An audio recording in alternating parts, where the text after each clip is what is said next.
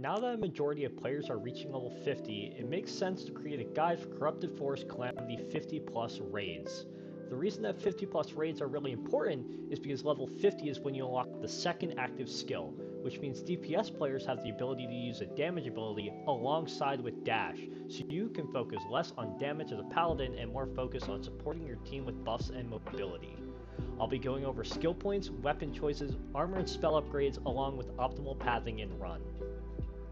For skill points, we are going to go heavy into mobility, maxing sure-footed, dash, roll with it, vault, and cooldown reduction so we can use our mobility spells more often. For our main use of damage, we will be using Thorns, so go ahead and grab 4 points of the Master of War to unlock the tier 2, go ahead and grab Sorcerer's Rage to unlock tier 3, and then max Rune of Thorns.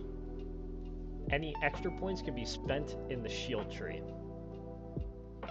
Go ahead and take Dash and Vault as your active skill, and Thorns as your passive skill.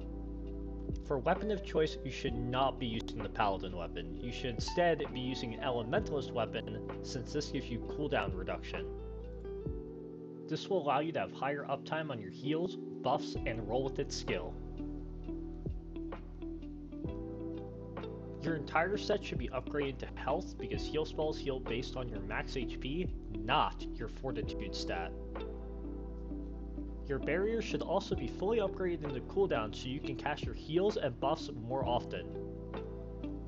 When it comes to routing in Room 2, most people, if any, do not know that you can vault to skip the entire first half of Room 2. This allows you to group the second half of the room incredibly quickly. Group them up at the corner and AFK in the attacks to proc Thorns whenever it's available. For Room 3, completely ignore the left mobs. Use Dash and Vault to get to the first mob group and bring them towards your team.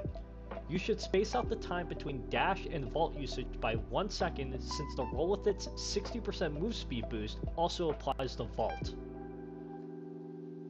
For Room 4, tell your team not to hit the top right mobs.